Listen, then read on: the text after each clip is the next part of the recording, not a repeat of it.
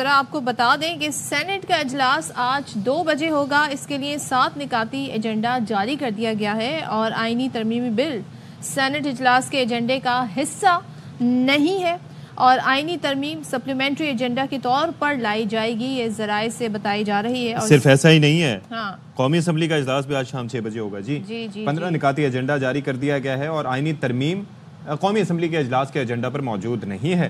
آئینی ترمیم supplementary agenda کے طور پر لائی جائے گی۔ اوکے، تو یہ سلسلہ ہے صدف۔ تو سینٹ کے بارے میں آپ نے بتا دیا، قومی اسمبلی کا میں نے بتا دیا، کیا ہو رہا ہے؟ اجلاس 2 بجے ہوگا، یہاں پر بھی سپلیمنٹری ایجنڈا ہے صدف، آپ کی سائٹ پہ دونوں طرف سپلیمنٹری ایجنڈا۔ تو سپلیمنٹری ایجنڈا جو ہے براہ راست نہیں، سپلیمنٹری ایجنڈا، ہاں سو یہ بڑا براہ راست دونوں سائٹ پہ لیکن اس کا جو ہے ویسے ایجنڈا میں کیا ہے میننگ فل جو ہے یہ اس وقت مجھے بات لگ رہی ہے۔ اور سینٹ اجلاس میں جو 3 کمیٹیاں ہیں ان کی رپورٹس پیش کی جائیں گی، جو یہ بتایا جا رہا ہے، اور باقی جو قومی اچھا لیں اظہر فاروق ہمارے ساتھ، ان سے پوچھ رہے ہیں۔ اظہر بتائیے گا، دونوں ہم قومی اسمبلی اور سینٹ کے اجلاس کی بات کر رہے ہیں۔ سینٹ کا اجلاس 2 بجے ہوگا، قومی اسمبلی کا 6 بجے ہوگا، اور اس کے ایجنڈے میں آئینی ترمیم نہیں ہے، سپلیمنٹری طور پر ایجنڈے کے طور پر یہ لائی جائے گی۔ تو واٹ ڈز اٹ مین، کیا مطلب ہوتا ہے سپلیمنٹری ایجنڈے کی اہمیت پر روشنی ڈالی اظہر صاحب؟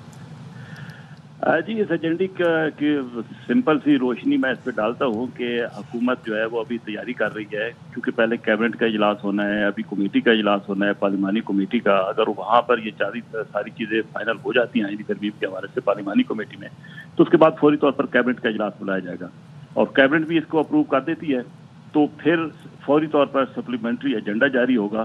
حکومت چاہے قومی اسمبلی میں پہلے پیش کرنا چاہے یا سینٹ میں پیش کرنا چاہے، اس سپلیمنٹری ایجنڈے کا یہ مطلب ہوگا کہ صرف آئینی ترمیم اس میں ٹیک اپ ہوگی اور باقی جتنا بھی ایجنڈا ہوگا روٹین کا اس کو حکومت سسپینڈ کر دے گی، اگر تو حکومت آج یہ قومی اسمبلی اور سینٹ میں پیش کرنا چاہتی ہے تو۔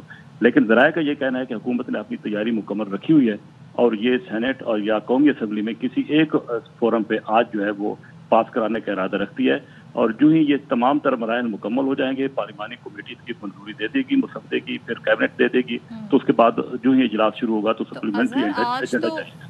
18 اکتوبر ہے اور پیپلز پارٹی کے لیے دن بڑا اہم ہے، تو کیا ان کے سارے اراکین اسلام آباد میں موجود ہیں؟ صدف، بات یہ ہے کہ سینٹ کا اجلاس کال کیا گیا ہے 2 بجے، قومی اسمبلی کا ہوگا 6 بجے، اور جب 18ویں ترمیمی پاس ہوئی تھی تو ہمیں یاد ہے کہ رات 12 بجے کے بعد پھر ایجنڈا جاری ہوا تھا، آرڈر آفٹر ڈے جاری ہوا تھا، تو حکومت کے پاس بڑا وسیع ٹائم ہے اور یہ حکومتی ارکان جو ہیں اور ذرائع جو ہیں وہ یہ کہہ رہے ہیں کہ پیپلز پارٹی کے جو ارکان ہیں وہ جو 18 اکتوبر کا جلسہ ہے اس کو بھگتا کر بھی اسلام آباد واپس پہنچ جائیں گے، تو یہ ایک لمبا پروسیس ہوگا، اس کو چلایا جائے گا، آگے بڑھایا جائے گا۔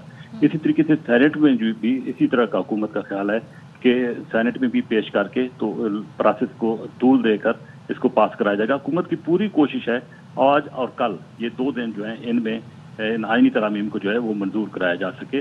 ابھی کچھ ہی دیر بعد یہ ساری صورتحال جو ہے وہ کھول کر سامنے آ جائے گی، مزید واضح ہو جائے گی۔